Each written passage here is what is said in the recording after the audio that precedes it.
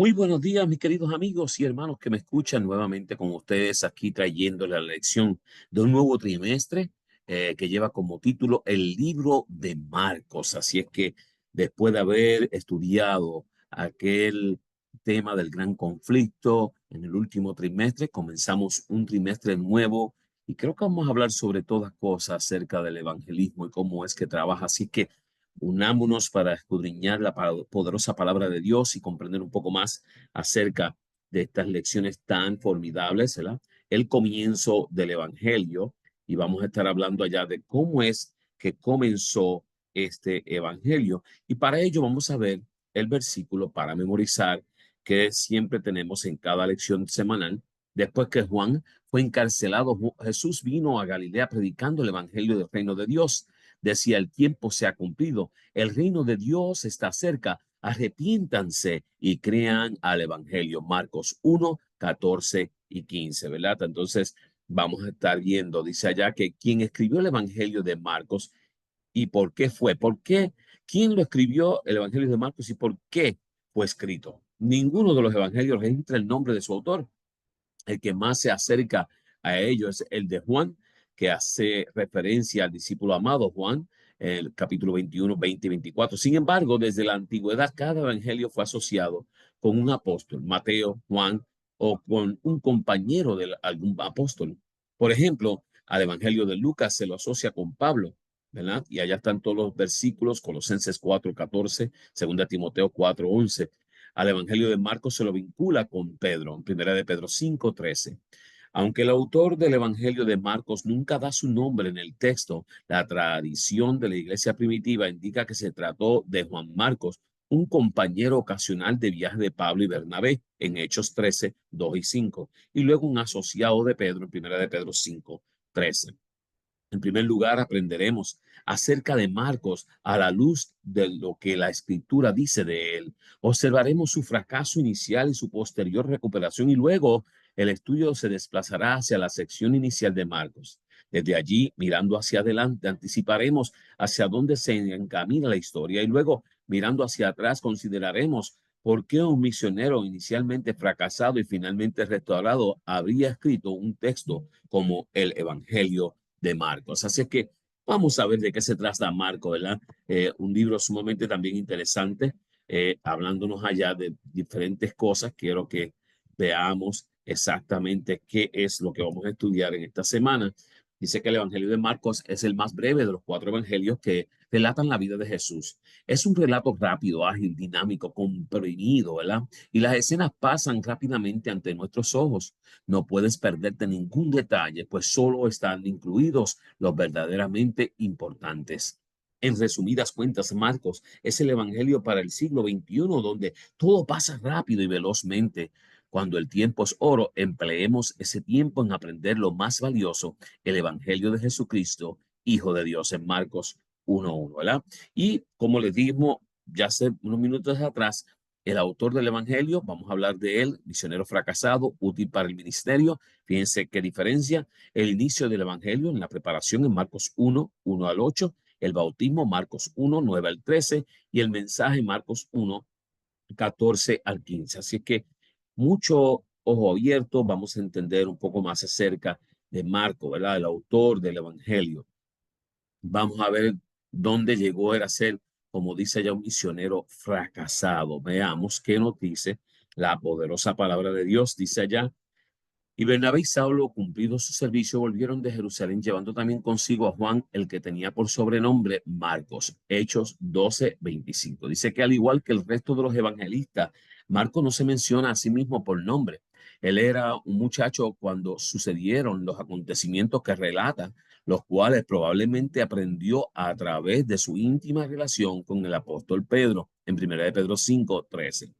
La madre de Juan Marcos era la propietaria del aposento de Jerusalén donde la iglesia se reunió a orar en ocasión del encarcelamiento de Pedro en Hechos 12:12. Y poco después, Bernabé y Saulo, que habían ido a Jerusalén a llevar una ofrenda, llevaron a Juan Marcos a Antioquía en Hechos 12:25. En Antioquía, cuando el Espíritu Santo llamó a Bernabé y a Saulo para ser misioneros entre los gentiles, llevaron consigo a Juan Marcos como colaborador en Hechos 13, 2 al 5.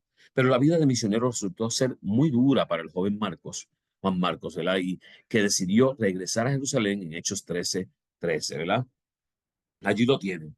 Él salió a hacer el trabajo de misionero y parece que en ese momento fue un misionero fracasado porque obviamente se le hizo difícil y regresó a su hogar. Veamos un poquito más acerca de este mismo misionero, Marcos, útil para el ministerio. Quiero que veamos esta parte porque fíjese lo que él quizás pensó en un momento y lo que la Biblia nos dice. Dice allá que solo Lucas está conmigo.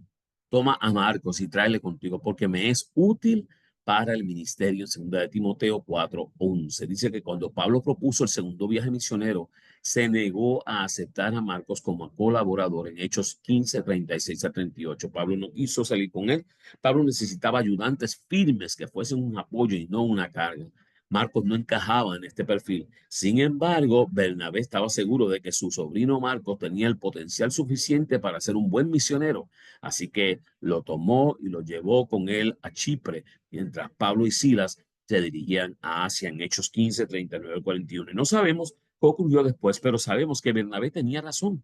Por las tres referencias que hace de él en sus cartas, Pablo llegó a considerar a Marcos útil para el ministerio, un colaborador, eficaz en Colosenses 4:10, Filemón 24 y 2 Timoteo 4:11. Gracias a esta segunda oportunidad podemos disfrutar hoy del apasionante relato del Evangelio de Marcos. ¿Por qué? Porque alguien decidió decir, ¿sabe qué? Sí me es útil, hay que usarlo. Y así como Marcos, mis queridos, hay muchos hermanos en la iglesia que posiblemente para un hermano no funcionan, pero funcionan para otro hermano para poder llevar el evangelio eterno a toda nación, tribu, lengua y pueblo, ¿verdad? Así es que mucho cuidado y siempre prestemos atención a esos hermanos que posiblemente para unos no es eficaz, para otros sí lo es. El inicio del evangelio. Y vamos a ver cómo es este inicio del evangelio, la preparación, veamos, porque tenemos que ver todo lo que se dice allá. Dice que él, y predicaba diciendo, viene tras mí el que es más poderoso que yo, a quien no soy digno de desatar encorvado la correa de su calzado, en Marcos 1:7, ¿verdad? Y Marcos comienza presentándonos a Dios, preparando el viaje de su hijo, en Marcos 1:1-2 y Malaquías 3:1. Un viaje que comienza en los atrios celestiales y que lleva a Jesucristo hasta la cruz para ser nuevamente recibido en el cielo en Marcos 16:19. Para preparar este camino, Dios elige a Juan el Bautista, la voz que clama en el desierto en Marcos 1:3 y Isaías 43, preparando el camino. El discípulo, Juan el Bautista, ¿verdad? Dice que antes de que Jesús comenzara a dar antes de que Jesús comenzara, le voy a decir, a su viaje para dar su vida por nosotros, Juan preparó el corazón de las personas dirigiéndolas al arrepentimiento, invitándolas a ser bautizadas en Marcos 1:4-6. Les preparó para recibir al Hijo de Dios más poderoso que Juan mismo, más digno y que bautizará con un bautismo más eficaz en Marcos 1:7-8. Allí estaba la preparación. Marcos comienza a hablar de Juan el Bautista, el que iba predicando el evangelio, el que iba predicando las buenas nuevas de salvación, preparando el camino para el que venía Jesucristo, el Hijo de Dios, ¿verdad? Y vamos a ver acá, dice el bautismo. Dice que aconteció en aquellos días que Jesús vino de Nazaret de Galilea y fue bautizado por Juan en el Jordán, en Marcos 1:9, ¿verdad? Allí lo tienen, allí comienza a hablar de quién es Jesús que vino y ahora dice Jesús comienza su viaje de una forma espectacular. Dios Padre lo presenta como su Hijo y el Espíritu Santo manifiesta su presencia en forma corporal en Marcos 1:10-11 y desde el principio mismo Jesús es presentado como una persona divina, el Hijo del Dios, pero también es presentado como una persona humana, ¿verdad? Y allá nos dice que primero lo presenta en Marcos 1:9, es bautizado por Juan y no al revés, ¿verdad? Es dirigido por el Espíritu en Marcos 1:12, necesita estar a solas con Dios en Marcos 1:13, es tentado por el diablo en Marcos 1:13, parte B, y enfrenta peligros físicos en Marcos 1:13, y los ángeles lo sirven en Marcos 1:13, ¿verdad? Así se nos presentaba a Jesús plenamente divino, plenamente humano. Es a la vez Salvador y hermano, Señor y ejemplo. Es la revelación plena del amor de Dios hacia la humanidad. Así es que Marcos también presenta ya a nada más y nada menos que a Jesús siendo bautizado por Juan, el discípulo amado, ¿verdad? Dice que acá en el NG de White, en los lugares celestiales, 20 de enero, dice allá, la gloria que descansó sobre Cristo es una prenda del amor de Dios por nosotros. Nos dice que el poder de la oración, como la voz humana, puede llegar al oído de Dios y nuestras peticiones pueden encontrar aceptación en los atrios celestiales. La luz que se derramó de los portales abiertos sobre la cabeza de nuestro Salvador se derramará sobre nosotros cuando oramos pidiendo ayuda para resistir la tentación. Y la voz que habló a Jesús dice a cada alma creyente, este es mi hijo amado en quien tengo complacencia, ¿verdad? Allí lo tenemos, el quien tenemos nosotros complacencia, con quien nosotros compartimos, con quien nosotros hacemos, ¿verdad? Y allá vamos a el mensaje y queremos que lo miremos para poder entender un poquitito más, ¿verdad? ¿Qué nos está diciendo allá? Miren. Veamos, dice en Marcos 1:15, después que Juan fue encarcelado, Jesús vino a Galilea predicando el evangelio del reino de Dios en Marcos 1:14. El mensaje inicial de Jesús abarca tres aspectos allí en Marcos 1:15. Tres aspectos. Vamos a ver cuáles son los tres aspectos. Dice que el tiempo se ha cumplido, el reino de Dios se ha acercado y arrepentíos y creed en el evangelio. Miren lo que dice el tiempo se ha cumplido. Una referencia a la profecía de las 70 semanas de Daniel 9:24 que estudiamos en el primer trimestre, es del decreto de Artajerjes, año 457 a.C., hasta el ungimiento del Mesías pasarán 69 semanas en el versículo 25. Y esto se cumplió en el bautismo de Jesús, en el año 27 después de Cristo, media semana después del año 31, Jesús murió en el versículo 27. El reino de Dios se ha acercado, una promesa de que comenzaba a cumplirse el pacto de la salvación. Y arrepentíos y creed en el evangelio, un llamado a tomar parte activa en el pacto al aceptar el perdón por la fe en Jesús. Y nuestro mensaje actual también incluye estos tres aspectos. Se ha cumplido el tiempo. Jesús viene y debemos arrepentirnos y creer para poder ir con él. Así es que allí está el mensaje predicado a través también de Marcos en ese capítulo 1, dándole prácticamente la entrada a todo ese mensaje allí escrito, ¿verdad? Dice también acá en otra nota, el deseado de toda la gente, página 199, 201 de la NG de White, dice que la nota predominante de la predicación de Cristo era el tiempo es cumplido y el reino de Dios está cerca, arrepentíos y creed al evangelio. Así el mensaje evangélico, tal como lo daba el Salvador mismo, se basaba en las profecías. El tiempo que él declaraba cumplido era el periodo dado a conocer a Daniel por el ángel Gabriel. Así como el mensaje del primer advenimiento de Cristo anunciaba el reino de su gracia, el mensaje de su segundo advenimiento anuncia el reino de su gloria. El segundo mensaje, como el primero, está basado en las profecías. Así es que, mis queridos, las profecías siempre están hablándose allá y estos son mensajes que nos decía nada más y nada menos que el apóstol Marcos, ¿verdad? Y miren, hablándole un poco más acerca de este evangelio, ¿verdad? Cómo comenzó este evangelio. Tengo algo más que quiero añadirles para que ustedes puedan entender. Dice allá que eh, qué fascinante es el hecho de que el mensaje del primer ángel en Apocalipsis 14, 6 a 7 sea paralelo al mensaje evangélico de Jesús en Marcos 1:15. El mensaje del primer ángel trae el evangelio eterno al mundo en los últimos días en preparación para la segunda venida, al igual que el mensaje de Jesús, y el evangelio angélico del tiempo del fin contiene los mismos tres elementos, como ilustra la siguiente tabla. Miren qué comparación, ¿verdad? Marcos 1 con Apocalipsis 14 y la categoría de cada uno. Dice que el tiempo se ha cumplido en Daniel 9, nos habla en Marcos 1, y profecía del tiempo y la hora del juicio ha llegado en Daniel 7 al 8, en Apocalipsis 14, ¿verdad?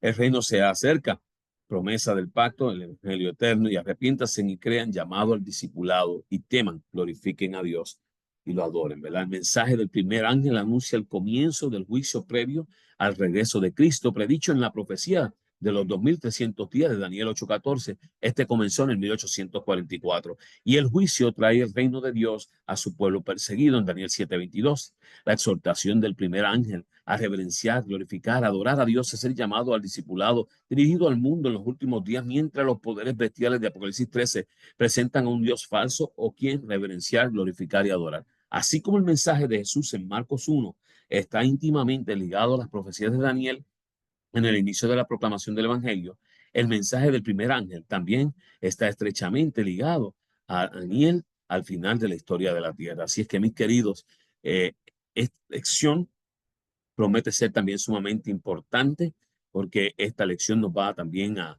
presentar cómo el Evangelio llega hasta su fin, el comienzo del Evangelio. Allí lo pueden ver, cómo que comenzó todo a través de Juan el Bautista predicando y cómo Jesús llega y comienza a también hablar de la poderosa palabra de Dios, que es su palabra dada a nosotros para que nosotros podamos aceptarlo y podamos buscarlo de todo corazón. Oramos. Amante Padre, que habitas en las alturas de los cielos, te damos gracias, Señor, porque tú nos das tu palabra para poder entenderla, para poder atesorarla en nuestros corazones. Y pedimos, Señor, que esta misma palabra pueda llegar lejos, tanto en nuestros corazones como en aquellos que nos oyen, que aquellos con quien compartimos la poderosa palabra. Ayúdanos, Señor, para cada día vivirla, para poder crecer en ella y sobre todo prepararnos para ese día glorioso cuando tú vengas en gloria, poder estar listos para enamorar contigo por toda una eternidad. Te lo pedimos en el nombre de Jesús. Amén. Mis queridos amigos y hermanos que me escuchan, comparta esta lección con otros que no conocen de la poderosa palabra de Dios para que puedan también conocerla. Suscríbete a mi canal, Joseph Class, allí más que bienvenido para que te suscribas y de igual forma también la puedes escuchar a través de Spotify y también de podcast. Así es que puedes buscar allá en su buscador lección de escuela sabática comentarios y una vez que la tengas, suscríbete también o presiona la campana y regístrate para que la puedas recibir y la puedas compartir con otros. Dios te bendiga, Dios te guarde.